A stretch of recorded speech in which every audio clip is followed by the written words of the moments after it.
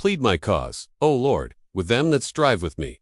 Fight against them that fight against me. Take hold of shield and buckler, and stand up for mine help. Draw out also the spear, and stop the way against them that persecute me. Say unto my soul, I am thy salvation. Let them be confounded and put to shame that seek after my soul. Let them be turned back and brought to confusion that devise my hurt. Let them be as chaff before the wind, and let the angel of the Lord chase them. Let their way be dark and slippery, and let the angel of the Lord persecute them. For without cause have they hid for me their net in a pit, which without cause they have digged for my soul. Let destruction come upon him at unawares, and let his net that he hath hid catch himself. Into that very destruction let him fall. And my soul shall be joyful in the Lord. It shall rejoice in his salvation. All my bones shall say, Lord, who is like unto thee, which deliverest the poor from him that is too strong for him?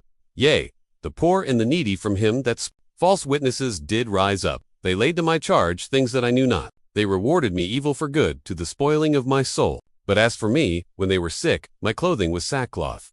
I humbled my soul with fasting, and my prayer returned into mine own bosom. I behaved myself as though he had been my friend or brother. I bowed down heavily, as one that mourneth for his mother. But in mine adversity they rejoiced, and gathered themselves together.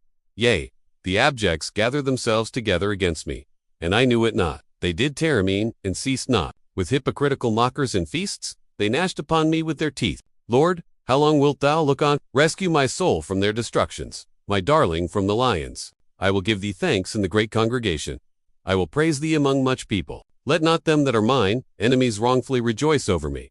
Neither let them wink with the eye that hate me without a cause. For they speak not peace, but they devise deceitful matters against them that are quiet in the land. Yea, they opened their mouth wide against me and said, Aha, aha, our eye hath seen it. This thou hast seen, O Lord.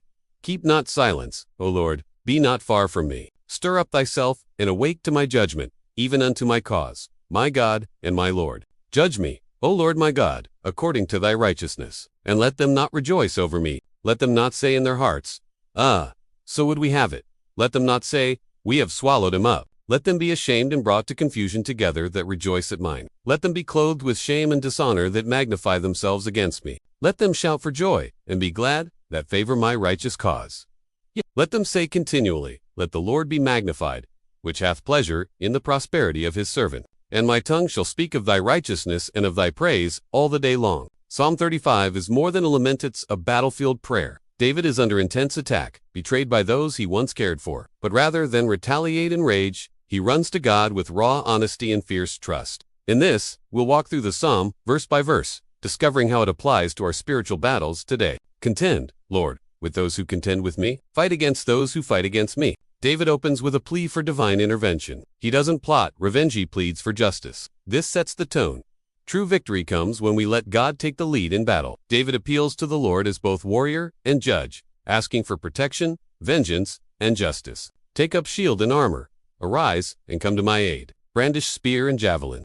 David uses vivid imagery of war gear. He pictures God as a divine defender, dressed for battle. This section reminds us that spiritual warfare is real, and God's power is our greatest weapon. The cry, Say to me, I am your salvation, is deeply personal. David wants more than victory. He wants God's assurance. May those who seek my life be disgraced and put to shame. David calls for reversal, that those who hunt him be turned back in shame. Though intense, these verses reflect the honest outcry of someone who's been slandered and ambushed. It's not personal revenge, it's a cry for divine justice. Psalm 35 gives believers permission to bring righteous anger before the Lord. Yet, when they were ill, I put on sackcloth. Here's the heartbreak. David mourned for these people, prayed for them, and treated them like family, yet they turned against him. This section resonates with anyone who's felt betrayed by those they once loved. David shows that it's okay to grieve betrayal before God and still choose to trust him for resolution. Lord, how long will you look on? Rescue me. David doesn't hide his frustration.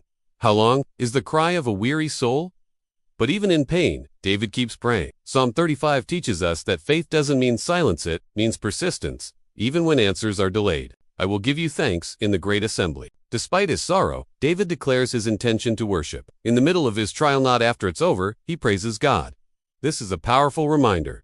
Worship is spiritual warfare, and gratitude in battle releases strength and perspective. Do not let those gloat over me who are my enemies without cause. David exposes the cruelty of his enemies. They gloat, they lie, they plot, but David doesn't stoop to their level. He entrusts his name, reputation, and defense to the Lord. if you've been falsely accused, Psalm 35 offers a model of righteous response. May those who delight in my vindication shout for joy. David shifts from pain to prophetic praise. He envisions a future where justice is done and the faithful rejoice. His declaration, "The Lord be exalted, who delights in the well-being of his servant," is our hope. God is not indifferent. He takes pleasure in defending and prospering his people. My tongue will proclaim your righteousness, your praises all day long. Psalm 35 ends in determined praise. David's final decision, not to dwell on his pain, but to keep proclaiming God's justice. For those in battle, this is the challenge and the promise. Worship while you wait. Praise as you fight. Trust while you bleed, because your God fights for you.